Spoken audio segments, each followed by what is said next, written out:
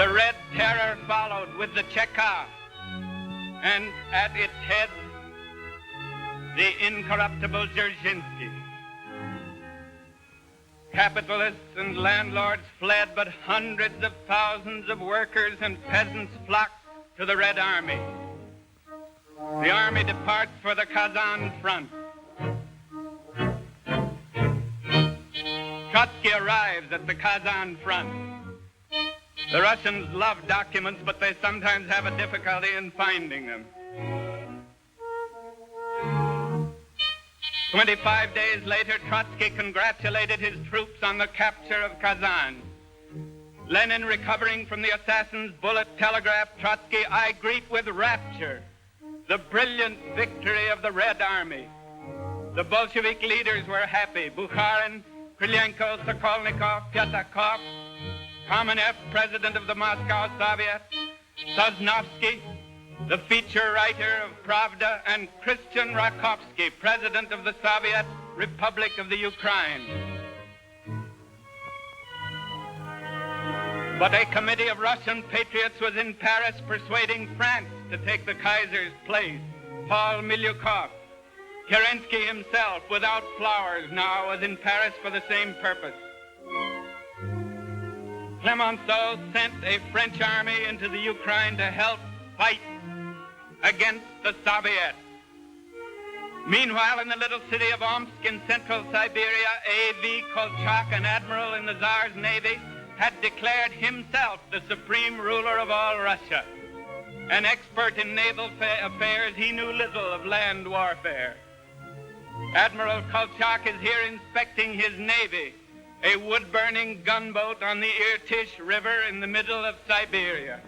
He was a big and sick child, a pure idealist without personal ambition, but weak-willed, systemless, incapable of understanding the situation, said his colleague, Baron Budberg. Kolchak tried hard to be popular and democratic, but with very little success. Nevertheless, the anti-Bolshevik forces of the entire world pinned their hopes to the supreme ruler. The Cossacks acknowledged his supremacy. The native chiefs brought him bread, salt, and live geese in token of their friendship. And he did not know quite what to do with them.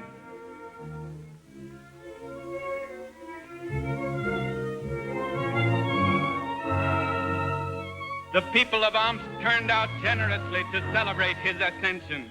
The priests led them to church to pray for Kolchak's triumph against the Soviets. The Allied premiers, Lloyd George, Clemenceau, Wilson, and Orlando, assembled at Versailles to rearrange the world, notified Kolchak of their support against the Soviets.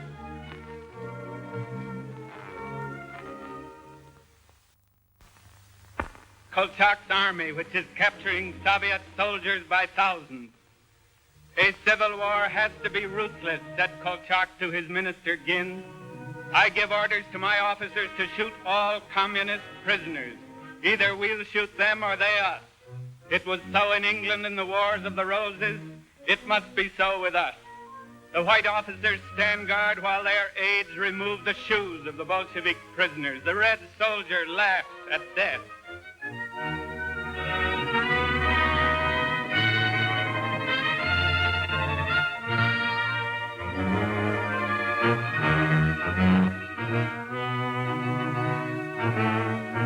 He is still laughing.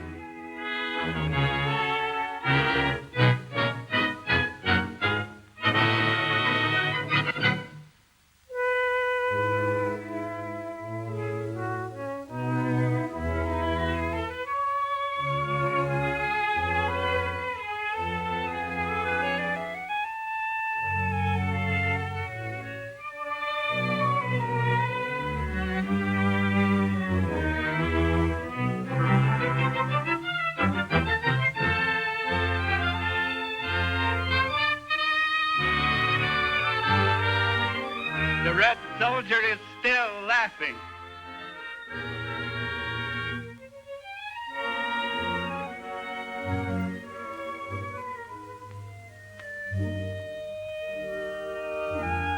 the head of a local monastery, comes out at the invitation of Kolchak's officers to bless the troops and bid them Godspeed against the Soviets.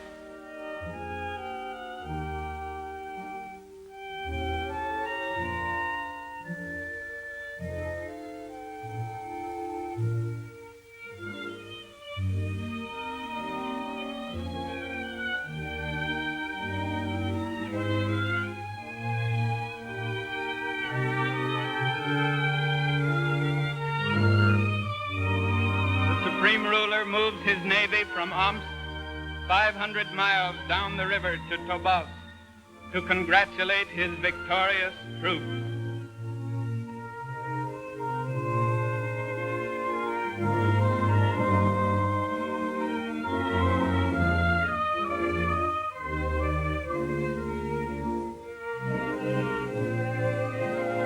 In Moscow, starvation is fighting on Kolchak's side.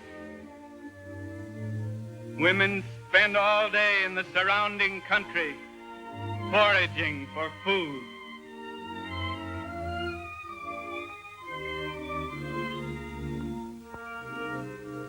But Lenin, under the walls of the Kremlin, is explaining his purpose to the masses. Trotsky in his military train is flying from one front to another, exhorting and exhilarating the soldiers. The Red Army makes its stand between Kazan and the Urals.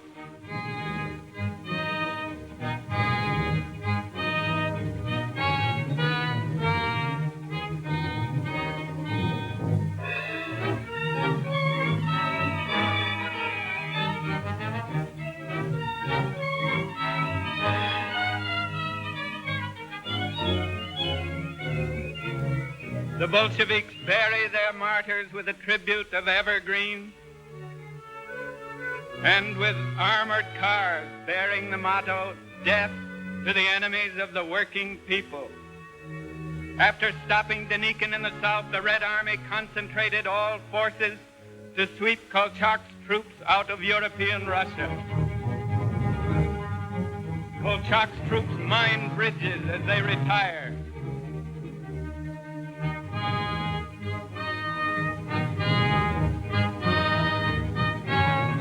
They burn whole villages where the peasants have risen against them. A Siberian village after a visit by one of Kolchak's punitive expeditions.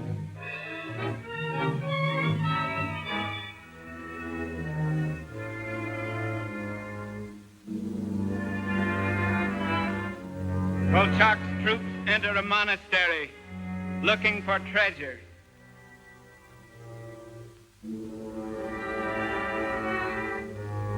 They dig up the old monks, but find they've already been picked over by the Bolsheviks. The Holy Father insists that they put the monks back where they belong.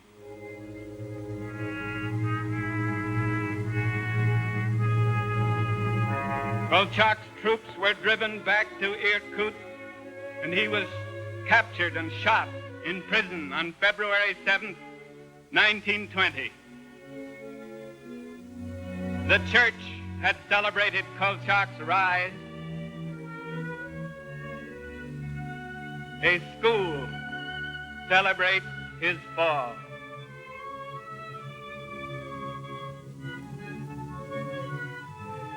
While Kolchak's troops fled in the east, the imperial flag was unfurled in the northwest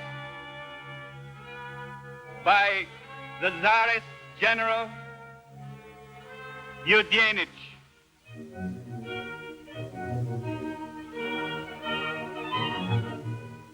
He was a faded and passive man, said Milyukov, concealing his limited mind and stubborn will under a mask of silence.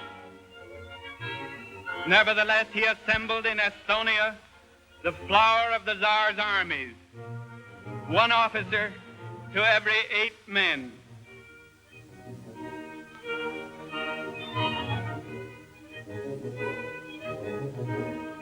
He was supplied with munitions and instruments of war by Great Britain.